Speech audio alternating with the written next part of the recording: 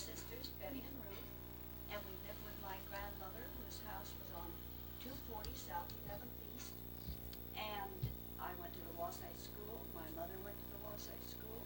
My children went to the Wasatch School, and my grandchildren went to the Wasatch School. And I also want you to know that it was a very sheltered life. I didn't realize how protected we were, and it was a life of art and music and religion. My father, Joseph A.F. Everett, was in the bishopric, and he was also a compulsive artist. He would get behind the pulpit, rather hidden, and he would make sketches of the teasing children in the congregation and the people that were sleeping in the congregation. And when we were fixing our meals at dinner, he would take pictures of us as we were cooking. And my grandmother was a polygamous wife, and had she been found, her husband, Robert Morris, was in Tennessee prison. And so she commuted between Brigham City and Salt Lake City, back and forth, so doing, hiding all the time. She lost her first child, a boy, and then mother is the other child. So that was the beginning for me. Now, getting back to my dad, he was well loved in the 11th Ward by both young and old alike. And he also helped do the picture with Louis Ramsey, the beautiful picture of Joseph Smith receiving the golden plates. And in those days, we would go over on Saturday once in a while, and Father would work on the picture.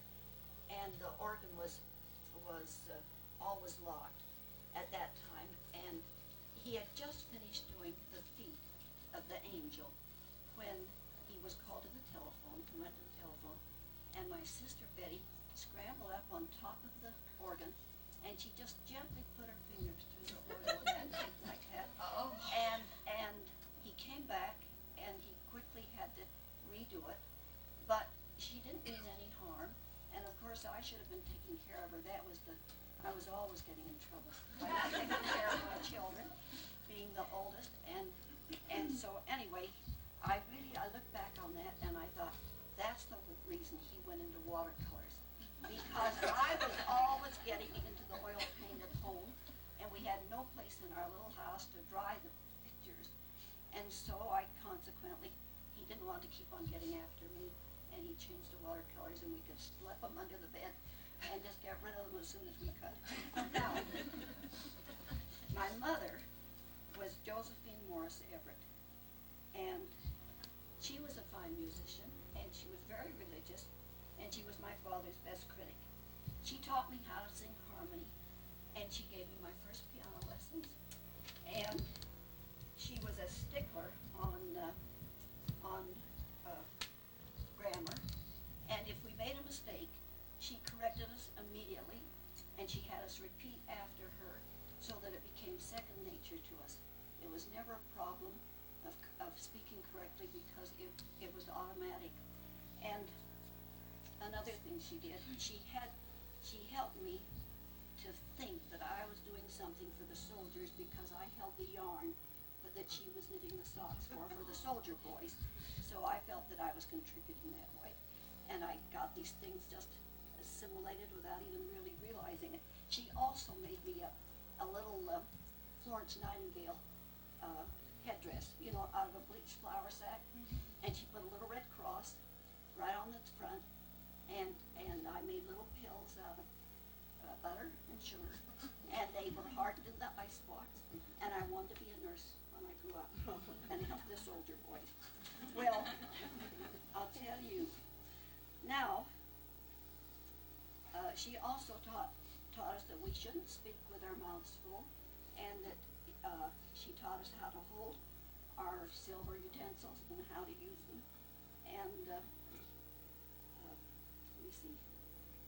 Oh, this is something that was very interesting to me when I look back on it. In those early days, we used horses for transportation. Many of you older people might remember that. We had horses for ice wagons. The young men would bring in the ice and put in our ice box. And we had horses for vegetable carts. And we even had horses that were fire engines, and they would go churning down the snowy roads with the ruts, and that was very thrilling to watch when I was a little girl. Also, at the University of Utah, there was an ROTC unit, and they had a cavalry there, which was used for men who wanted to play polo games, and for a women's trotters club. But later on, when I went to the U, I joined the trotters club and learned how to ride an English saddle, and how to trot, and how to curry the animal, and I loved riding. And I'm starting to hyperventilate.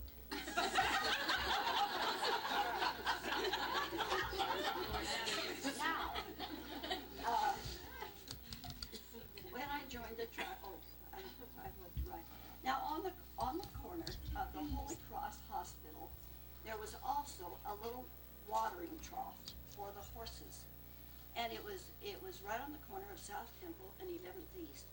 And as I would walk home from the Wasatch School as a little girl, I loved to walk around the rim of that watering trough, and I would seesaw like I was on a tightrope to walk, and I fell in many times, ran home drenched to the skin, but we never worried about the dirty water. I didn't pick up any germs or anything.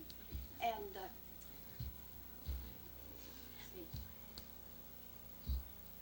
then a little bit later on, I would always ask my mother to please.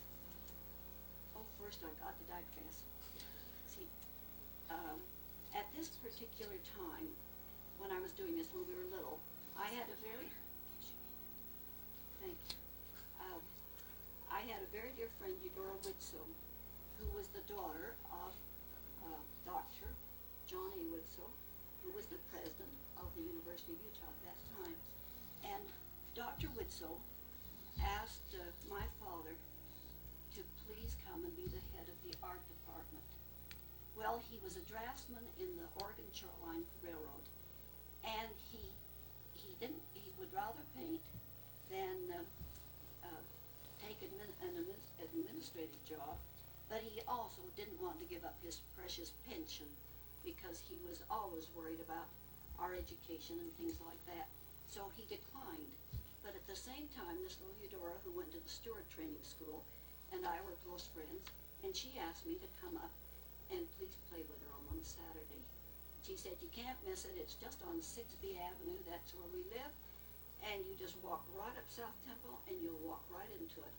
Well, I got as far as 13th East, right there by the semaphore, and I thought I was lost. I thought, I'm not getting into the 6B Avenue. I didn't quite know where it was. And so I knelt down on the steps of the apartment building, right on that corner, directly across the street from the Mayflower, that was an apartment house at that time. And I prayed to Heavenly Father to please guide me. I lost my way. Well, sure enough, I got up and I walked past Reservoir Park, and I crossed the street because there's a little jog. You can go up this way or you can go up this way. And I went right up and landed right at Eudora Widsoe's house on 6B Avenue. And we played together that day. But when I look back at it, I can't believe that I had the courage to kneel down in broad daylight, close my eyes, and pray to be guided to get there.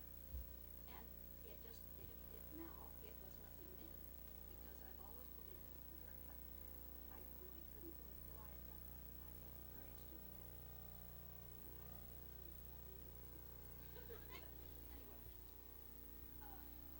so then, after Father had trained, put that down, he felt really sad about that. And in retrospect, it was a terrible mistake. It was my bad chance to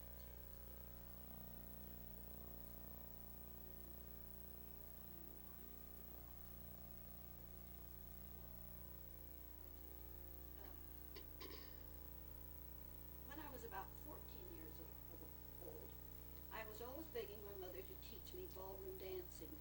So one day she called some boys and girls, and she asked them to come over to the house, and we rolled up the rug and put the records on the old wind-up Victrola, and we started to dance, and she organized it, and she taught the boys and girls to trade partners, and she encouraged them, and we giggled and we were embarrassed, but yes, we learned, and we were so grateful because when we went to the mutual dances, which we had all the time, once a month at Mutual, with a little combo band on the stage, and we could be asked by those boys we had learned to dance with, and we could always spot them. They had a special way of dancing, and our parents would sit around the sidelines and watch us, and it was a lot of fun to do, because in those days also, they had Mutual on different days. They had primary, Relief Society, and missionary farewells were usually on another day of the week, so that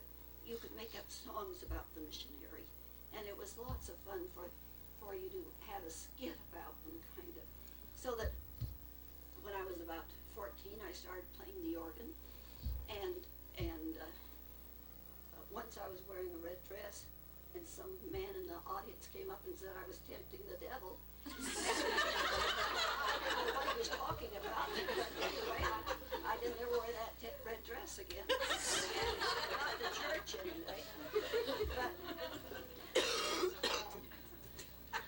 let me see now. Okay. I took organ lessons from Ed Kimball at the McCune School of Music, and as I just told you, I played for the church and Sunday school and funerals and missionaries, and I attended the LDS High School after graduating from Bryant Junior High. But I always loved school, and I always enjoyed my friends. But when I graduated from the LDS, I had just bought a wool coat with a beautiful raccoon collar. It cost me $17, and I bought it at the VCMI. And I had this coat, and I was on my way home to show it to my parents, but I didn't realize that at that particular time, the Oregon Shoreline had decided that they had to move to Omaha, and for Father to keep his pension, he had to move his family to Omaha. Well, he absolutely couldn't do it. He said, I can't do that. I will not take my children out of Zion with the beautiful temple and the protection of the temple and the awesome majesty of the Wasatch Mountains. So he gave up his pension, and as I stormed into the house with my beautiful $17 coat, he took one look at that and he said, well, I'm glad you have it because I don't know when you'll ever get another one. And I think that's how he felt. And so the Depression, it was 1929, I hadn't quite turned 16 years of age, and that depression had a tremendous impact upon my life. I'll tell you, we still have depression clothes hanging in the closet, and some of them are very beautiful that I obtained after I'd married David, and I had dress-up drawer clothes. I even had one of those beautiful blue velvet tops with the real silk fringe, and would do the Charleston in them, and they would, all my grandchildren played with those clothes. And then I had other lovely things, and I gave lots away that I think would have been fun to have kept because they were such period pieces. But even so, I have this depression closet, and my children say, why don't you get rid of those things? Now, you maybe don't know, but I go to that closet often, and I concoct different combinations that I put together when I come to church, because I vowed I wasn't going to pay another cent for any clothes that I find now in the stores, because they aren't me, and I don't know how to handle them anyway. But the children will tease me, and they'll say, oh, Mom, they'll say they're all out of style, and who has a 22-inch waist now anyway? And I have to admit, I don't have one either, but I did. Anyway. So, so then I started the university musical, and I went immediately to Sunday school and took piano lessons from Professor Tom Giles, who became my mentor. He paid me 50 cents an hour to correct, let's see if I'm reading this right, to correct his harmony students' test books, and he had me accompany visiting artists And when Simon Ramo, the man of Woolrich, Ramo, and something, that is in this tremendous defense thing in San Francisco, and a great lover of the arts, and has played with Piatigorsky, all those people, they asked me to accompany him. And when he won the scholarship to the University of Utah, with me as his accompanist, playing the orchestra part, I was on cloud nine.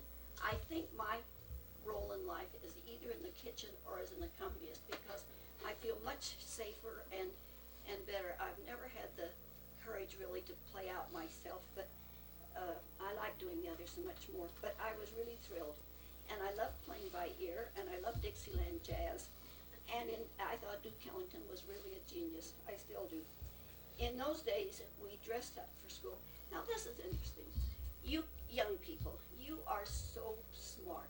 You wouldn't go to school in high-heeled leftover shoes that it's a wonder I have any feet left. And I would walk up that South Temple, that second South Hill, going to the university, and I literally, I was just hobbling, and I'd have the second-hand dress, and I took the sleeves off. I don't know why I thought that made it look more glamorous or something. But anyway, I took the sleeves out of it, and we'd go to school that way. And then in the wintertime, many a time, I would get out on the street on that little incline right there by 12th East, and I would get up because the car was stuck, and I'd crawl out there on those funny old shoes, and I'd push, and I'd say, you can't stop, you know, after you start, they've got to keep going, or they'd still be stuck. They would go, I'd kind of collapse on that snowy road, and many times I've crawled on my hands and knees to get back on the sidewalk to get started walking up the hill again. But then another thing that happened, that's when we were all so dressed up. Oh, they asked me at that time to play Tommy Dorsey type music as background music for a luncheon it was on the Hotel Utah Roof Garden when Eleanor Roosevelt came to speak. And I loved doing that, just something soft so they could visit and everything, and I was just kind of back there taking in the sights, and I loved that. I graduated from university with a major in music and a minor in speech, and Maud May Babcock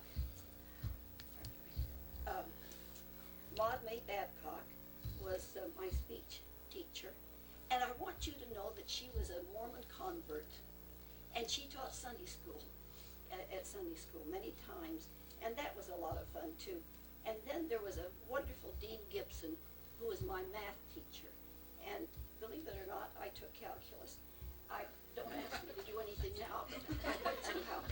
Then I also received a scholarship to go to Munich and study postgraduate music studies in Munich, Germany. Now that was in 1933. But that summer, I watched my sister Ruth in plays given by Bob Freed in his little theater in Freed's basement. And so she'd always ask me to come up and watch, which I did. So I became very well acquainted with his mother. Although I knew David was active in sports at the U, I never met him, but I did accept a date when he called me. And guess where we went? You'll never guess. We went to the wrestling match. I tell you, I hated this. I hated it, and I didn't have the courage to say no. Now, I want you young people to learn how to say no. I mean that seriously. We are taken in. I'm telling you, in those days, we're taken in by people because they had been taught to be obedient, they had respect for people, and they were afraid to say no and didn't quite know how to do it. I've told all my children that they can use me for an excuse anytime they want.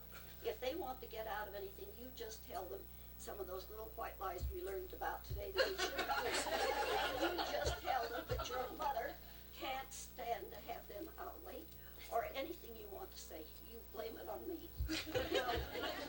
Which I think sometimes they did. Well, I'll tell you what I did. I went to the wrestling match, and I closed this eye where they were wrestling. And then this opened eye like this. I smiled and talked to David through about the whole thing.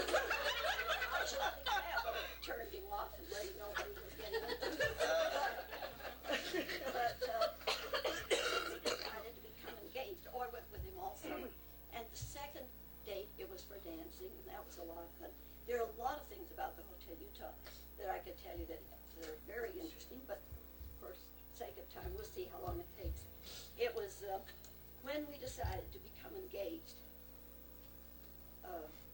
Well, first I want to tell you about the little theater thing, because my sister Ruth and Bob were also at the Wasatch in the same room, and so I became so well acquainted with their mother, and I also knew that that the boys were charming. I liked every one of them, and although I hadn't met David, but well, then that when we decided to become engaged, it was announced on the sports page before it appeared in the society. Now that should have been a warning or an omen, but I didn't get it. My sister Betty made my clothes many times. She made me the most beautiful prom dress, and in those days everything was the pure thing. It was a lovely silk prom dress, white, and my father painted a garland of nasturtiums around the neck, and with a big spray down the front like this.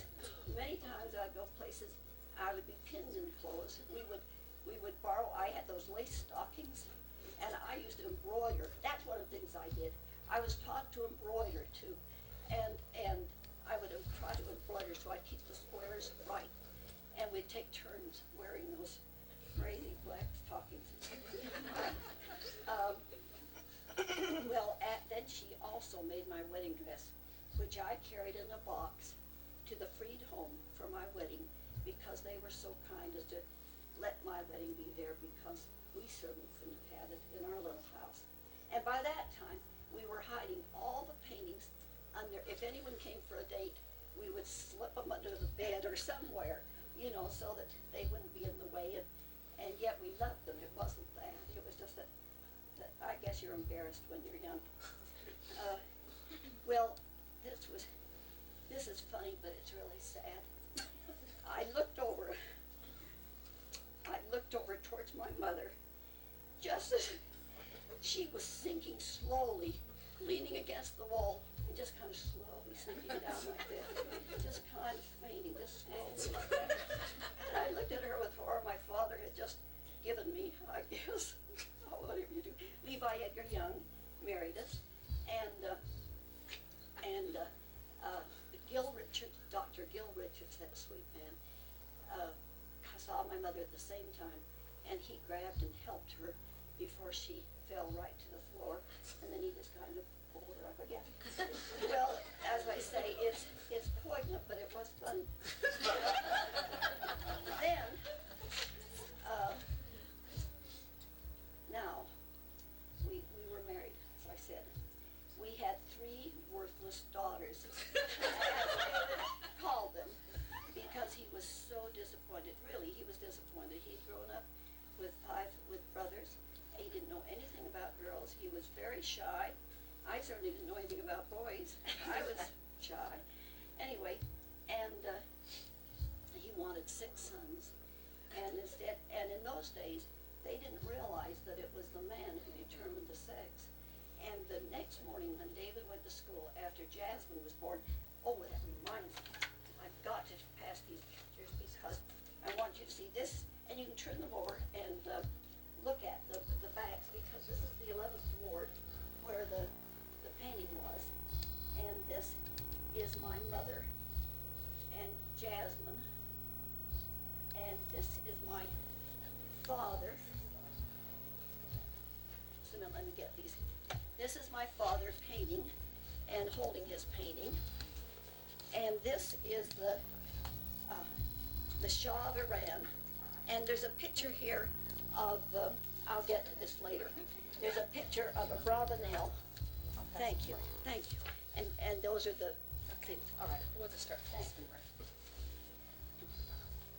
Well, the morning after Jasmine was born, he went to the office, David did, and his brothers, that are big teases also, they had all these vitamins on the desk because because he wasn't capable of having a son. And he really felt very sad about that. And so did I. I thought I was going to be shut out. Let's see. After that, let me tell you who our children were. There was Jasmine Freed and Josephine Rose and Janie Hinckley. Now you all know Richard Hinckley, our state president, Joe and Mark Rose. Mark is in the Arlington Ward, you know him. And Jasmine's husband is Charles Rich, and he's a neurosurgeon. And he was, when we had the wedding, he was introduced as this is Jasmine and Charles Freed. Anyway, he laughed over that several times. But then David turned his attention to tennis and formed the Virginia Heights Tennis Club and has given free tennis lessons to anyone for 50 years. I think he's taught about 3,500 children by now, and he loves doing it. All the time he was bringing top tennis players to Utah, such as Pancho Gonzalez, Tony Trabert, who married a local girl and has 2 children, both are fine little Mormons, and Bobby Riggs, who was just a con artist, a horrible little boy, and Donald Budge, Bill Tilden, and many more. David was winning tournaments. He won the United States National Tennis Championship in 1954 in Forest Hills, and was number 1 in the nation. Then in 1960-61, he became Davis Cup captain, and we traveled around the world meeting celebrities and government leaders like Nehru, the Shah of Iran, Charlton Heston, and in Rome, Elizabeth Taylor was just meeting Richard Burton for the first time to make the Cleopatra. And she invited the team. She wanted to meet the boys and David and me, because we were included, to come to a cocktail party that she was having. But of course we declined that and didn't go to that. But that would have been fun for those kids. Then it was both, but that traveling was both very interesting, but very, very hard. I learned that the press twists the facts to the point of lying, and the only way to stop them was to stop talking, so they had nothing to refute. When we landed in Sydney, they met me as an individual, because the Davis Cup captain's wife is important from her standpoint, and they interviewed me with radio, TV, and wanted to know all about the tabernacle organ. Well, the organ had just gone to Europe. The tabernacle choir. I got to say that when I do travel. And just gone to Europe, and I said, well, I really don't know, but I know they have just been on a trip, and it wouldn't surprise me if someday they didn't come down here. Well, big headlines in the morning paper. Oh, Davis Cup wife says that the Tabernacle Choir is coming to Australia. and there were other things they quoted that I thought, I've got to be careful what I say when I'm not thinking. Now, during those tennis years, I sandwiched in my civic and music activity. We entertained Duke Ellington, and I accompanied a ballet class for underprivileged children for 7 years at the old neighborhood house, and then was president of the neighborhood house when it was rebuilt in its new location. I volunteered for everything. Every job I've ever had has been volunteer, and I was every job in the Symphony Guild, and it was on both the Men's Symphony Board and the National Men's Symphony Board, and I happened to be asked by Wendell Ashton to be on the selection committee when we met Cogen for the symphony orchestra. And that was too bad, because I think Wendell, that has caused great divisiveness in our community, because there are the people that love Cogent, and yet it didn't work out well. I won't get into that, but I met him with Huck Gregory, and I did ask the questions that Wendell wanted to know, because he wanted to know if he would be a family man, and if he would take the orchestra like Mr. Bravenel had done, and nurture it, and make it his own orchestra. He could go and play other places, but to just grow up with the orchestra, and he started out with a bang, and the orchestra people loved him, but then they soon found that later on he would practice and for other concerts, and his assistant was usually taking over with the orchestra. But that was a rather sorry incident in our symphony. But my love was playing with Becky Allman's for piano. There were 2 pianos and we played symphonies, and they were arranged for 8 hands at 2 pianos, if you can visualize that. Well, one of the funniest things that happened, we had practiced a Brahms number that was just elegant. It was so schmaltzy and so beautiful that one of the ladies who would know said at her funeral she would love to have that part played. It was such a wonderful piece.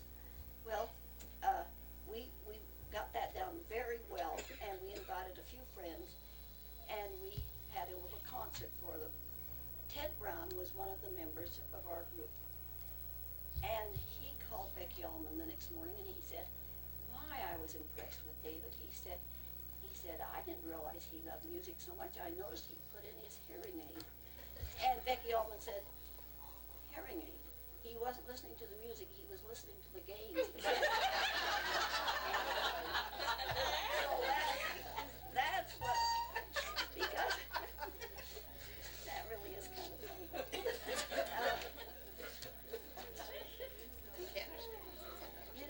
Another thing that I just loved was becoming involved with the National Advisory Council at the University of Utah. I can't tell you how much I think they do for the people of this community and for the students, and the fantastic programs and contributions that they make all over the state of Utah. It was a great honor to be chosen the first woman fundraiser of the University of Utah. And as I say, I've spent my whole life asking people for money, and like everyone else, I've been profoundly affected by certain events. But although I've made many mistakes and I have many regrets, my love of God has been a great comfort to me.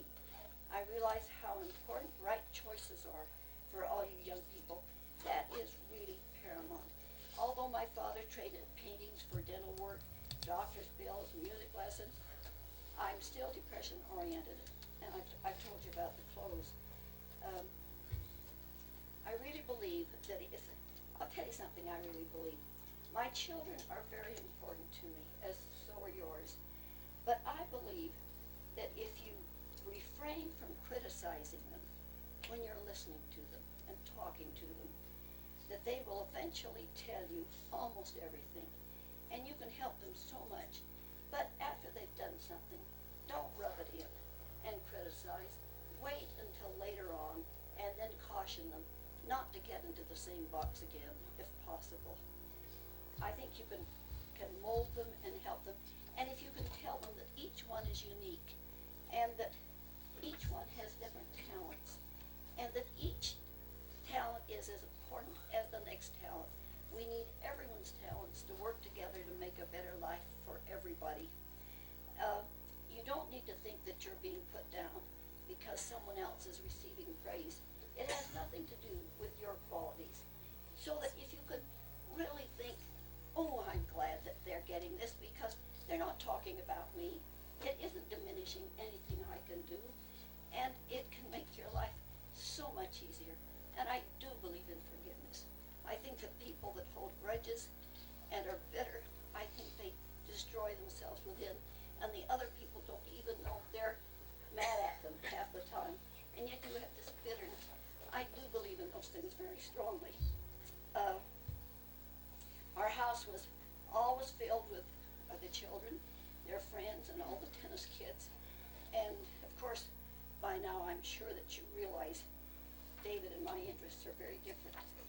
I've spent, I've spent enormous amounts of time at David's sports events, and he hates the things he doesn't like, but he hates classical music, so he has not been to one of my symphony concerts. And it used to hurt my feelings. I really felt terrible about it, and then I remember reading that we are the masters.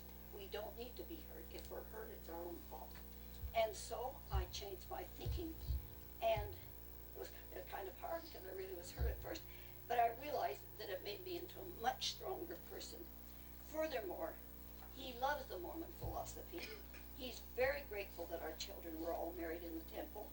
He's paid for our grandchildren and other missions, and he's very happy to have me to go to church. If someone happens to call at home and he answers the phone, he said, "Oh, she's over there working on the hereafter." I'm glad to be here, and I do appreciate all the things he does and all the things that he stands for. Let me see now. Oh, I'll tell you, I have had some miraculous answers to prayer. One, usually they came under a terrible crisis. One was when Janie Hinkley over here was a little baby, and I was ironing all those tennis shorts, right, watching that child, and we, in those days, the architect had a little clothes chute, but the door opened like this. Now it has a chain on the top, and so that you feed your sheets down from the third floor.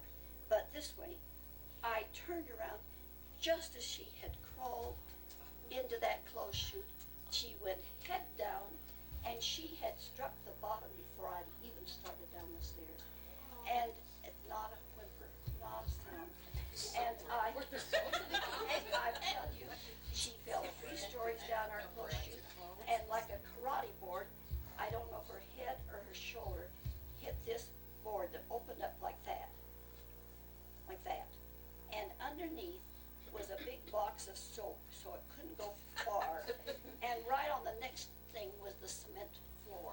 I'd just done the wash, and there she was with her head and shoulder wedged between that. And I went down and picked her up, not a sound. And I ran upstairs, and I immediately called my father, who was up there in the flash, and he was giving her a blessing. And then I called Dr. Spence Snow, and he said that I had to keep her awake for 48 hours. I couldn't ever let her go to sleep. And we walked all night long and all the next day and everything. And Janie says that's the reason she's so short. She said that's why she, but we had to wait to see how things would happen after later on in life, how she would progress. And it was a frightening thing that I held in my heart all those years and praying constantly all the time. Another thing that happened was that, well, first I'm going to tell you about something that happened in Weber.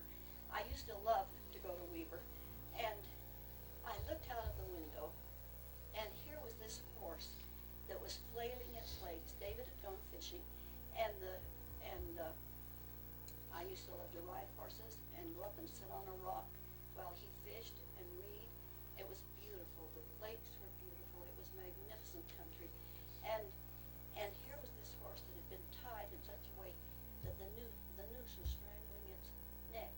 And I grabbed a butcher knife, and I ran out, and some way I got the butcher knife under that rope, and I started sawing all the time I was praying. And after a while, I cut through that rope, and he just lay exhausted on the ground, and I was exhausted too. But that is one of the other miraculous things in prayer I did. Another was that I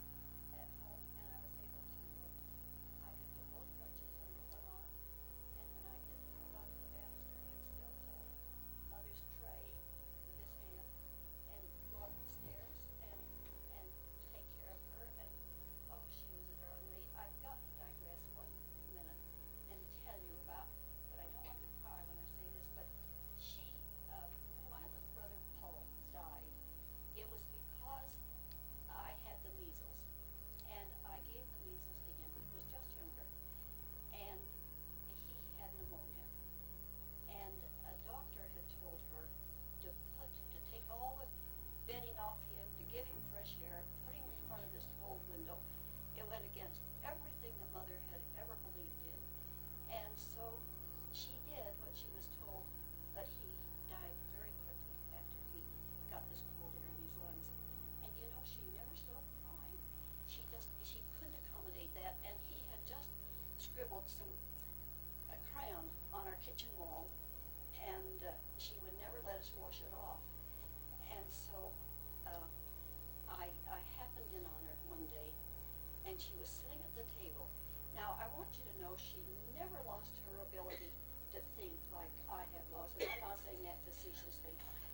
You see yourself going down, and it is a hard thing to realize that you're losing these things, but she never lost that. She never lost her eyesight. She was brilliant. David would always call to her and say, Josephine, how do you spell such and such?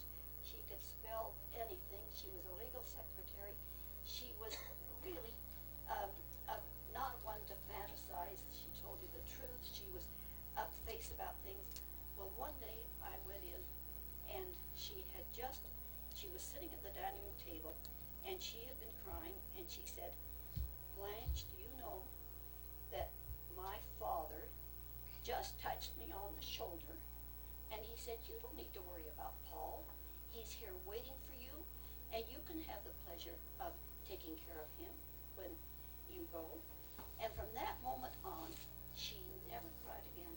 And she had all kinds of things the matter with her. Oh my goodness.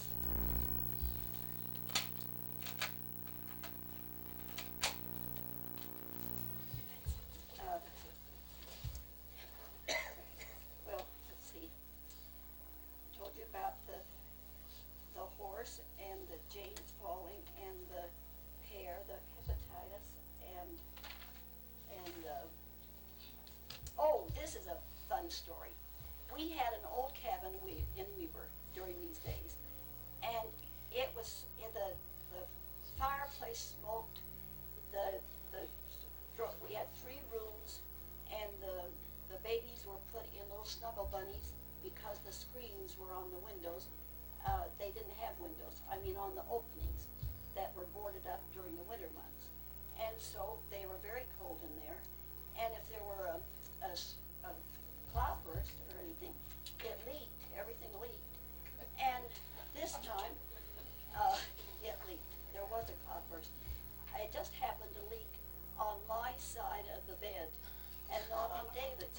Now, he really thought he was doing me a favor. He carefully got out of the bed, went in, and got a great big roasting pan and put it right on my chest. Can't you visualize? I'm going like this, and I was dreaming about typhoons. But fortunately, I awakened before I turned over. All over the place, and couldn't understand why I seemed upset about it. But it was funny in retrospect. Another time, let me see, that was funny. Then, I really never liked staying in the canyons now very much because it's too hard. One time,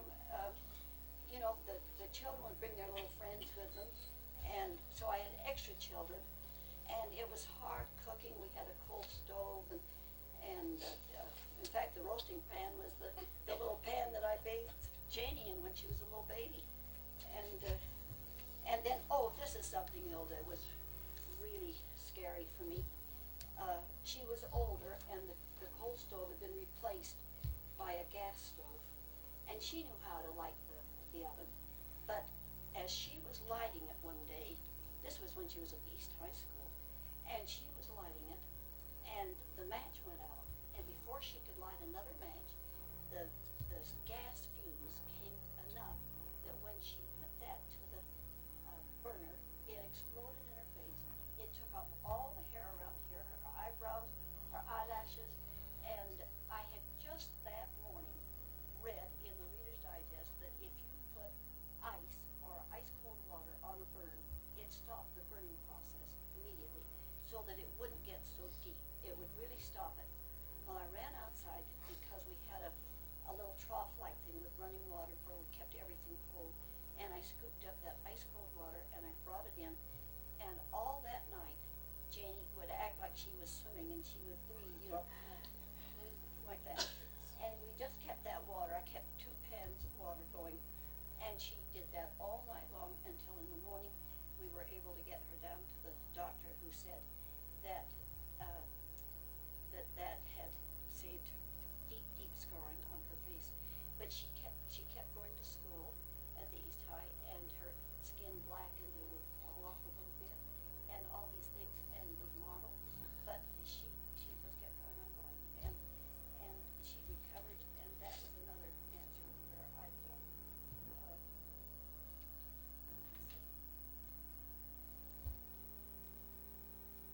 Now, how many of you remember the old cow catchers on the trolley cars?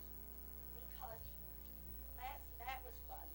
You know that being the oldest one, I was the one that always walked with my mother and dad, and my 2 sisters were in the baby carriage, and we would walk to First South, and then we'd hold the babies in the trolley car, and the buggy was placed on the cow catcher, and we'd get to our destination.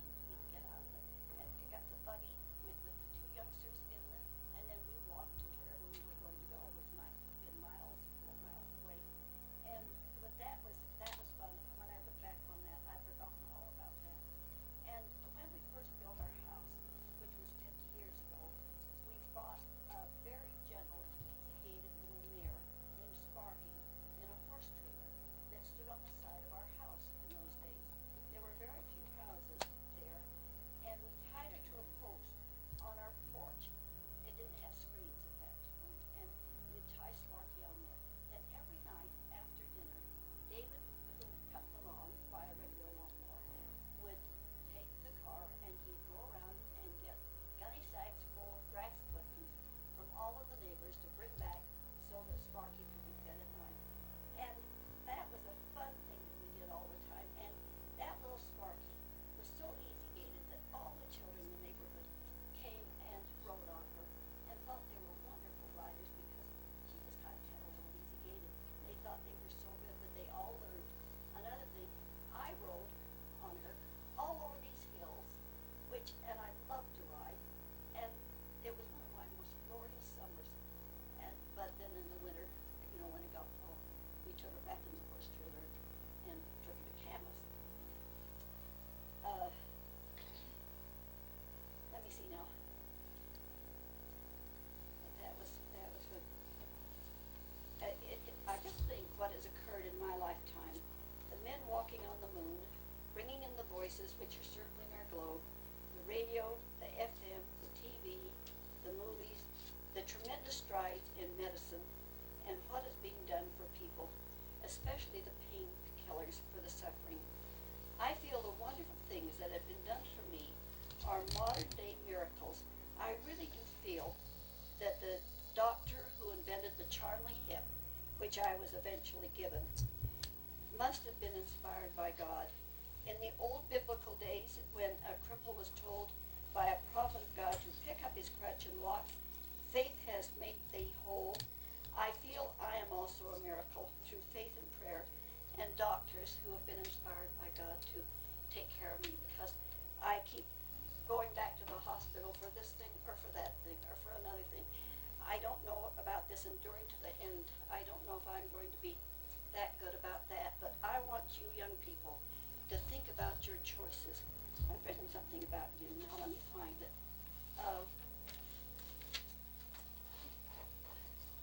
I was going to say that during those, here's another kind of funny thing, because so many of you will remember this. During the years, during these warriors, and we were doing all these activities, my friend said that she said she would never forget watching me direct traffic during a heavy snowstorm in the Alta Club parking lot with my crutch. I would stand on one of them, and the other crutch, I was trying to get those people that were all stuck in that snow to get out of that Alta Club park. And then another thing I did that was funny. Yeah, I don't know if you remember Edith Van with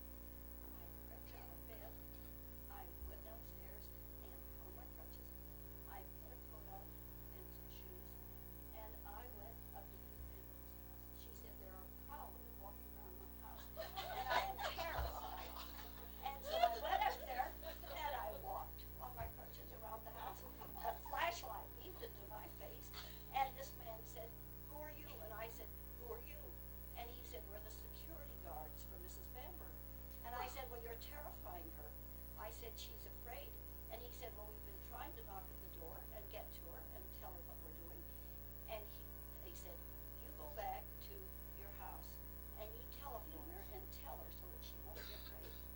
Well, I did. I went back home and I telephoned Edith and I said, Edith, they're just your security cards. You're just fine. Everything is all right. And she thanked me. She said, well, thank you. I can now go back to sleep. But in the morning, I awakened David and told him, and he said that was pure stupidity. And he was right. He was right. I hadn't thought about it. I do these things impulsively without thinking.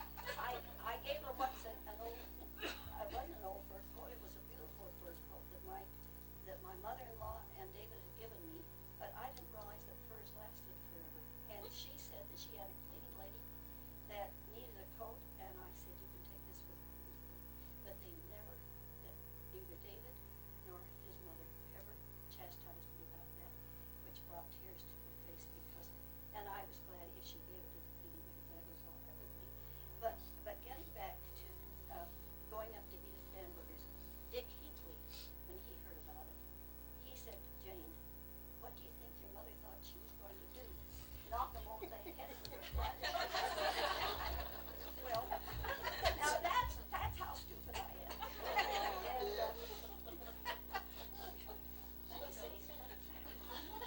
let's see. Of course, I do believe in prayers on a day-to-day basis, and I sincerely believe that God will help us and show us the way when we ask for Him. Though throughout my life, I've always thought of myself as someone's daughter, someone's wife, someone's mother. Nevertheless, I've always been involved in civic, church, and family activities, and I've been a volunteer all my life. Consequently, when problems have arisen, I've always wanted to make peace and be happy and continue enjoying the wonderful people and activities that are around me. I've begun to realize that I'll soon be 80 years old in a few weeks, and that if you keep doing things every day, you wake up to find that you've done much more than you thought you were doing. And I feel that I'm a woman of my generation, as most of you are. And I think you young people, I think that you will also be women of your generation. You will have different problems, and you'll have other choices in solving them. But choose wisely. Really think about it. Don't be as scatterbrained as I was. You are wonderful, and we have great faith in you. And another thing, make your goals attainable. I found that it's much better to have a goal. I think goal-oriented people are better off. But don't make them so hard that you can't attain them, and then you feel you're a failure. Because being a failure does depress you, and you give up. But if you have it so that it's attainable and you're successful, then you make another a little bit at a time in small increments. And I do think that makes a difference.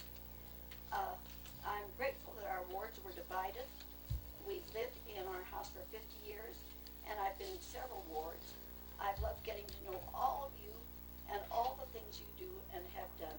Each one of you could get up and tell something about your lives that would be equally as fascinating, because everybody has different experiences. But I want to thank you for your many kindnesses and for your great indulgences to me.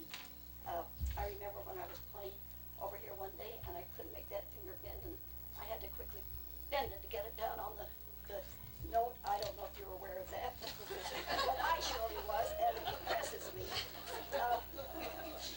Let's see, I do want to say these things humbly in the name of Jesus Christ, amen. And if you have any questions, I've got all kinds of things that we can talk about. At the Hotel Utah, right next door to the cafeteria downstairs, they had a little place that you could go down from the outside on that little brass rail, and they had a darling little tea place where they had tea dancing at 4 p.m. every afternoon. And you'd be surprised how many people went down there and did that tea dancing. And then we've had other funny things happen. And that one back, went to the hospital, and I had several operations, and I just seem to have had one thing after another. And you know, this last one, when I came back from having, do you remember the time I came to church and I didn't speak at all because I couldn't speak, I couldn't open my mouth. I had such a tight chest. I remember talking to Innocent and saying, I can't speak at all. And so I turned up having pneumonia that time, and I went to the hospital, and I thought, my word, I'm getting over this too. And I thought this is strange. Oh, that reminds me of something. Let me tell you that we had the USO, you know, and it was on the corner of Social Hall Avenue where and the thing that was interesting to me, it took in our Relief Society lesson, which was that I made the sandwiches for the soldiers at that time. And you know that I was just amazed at the many men that wanted to come back into the service when the war was over because they liked the idea of being taken care of and not having to think and having an 8 to 5 job and not getting out there and maybe failing or something.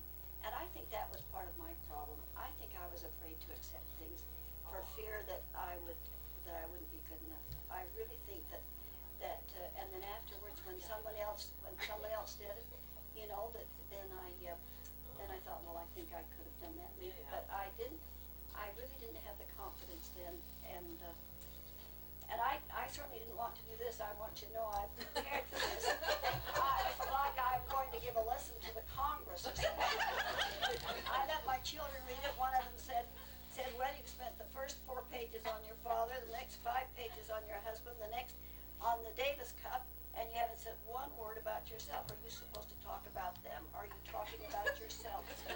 And so I rewrote it many times. But I do appreciate your coming, and I do think you're wonderful to listen to me, and I've enjoyed doing it. Thank you. Yes? You know, I knew Blanche's mother and dad. She looked just like her mother. Her mother was absolutely beautiful, and her father was too, but she was beautiful. And her dad was bishop, and he used to ask me to perform in the ward. Yes. Quite often. Oh, It's like you were an the family. elocutionist. Yeah. But that is true, and I started. Everyone's been very kind to me during my life, and all the lots of things have happened that have made it fun. But I really didn't think I was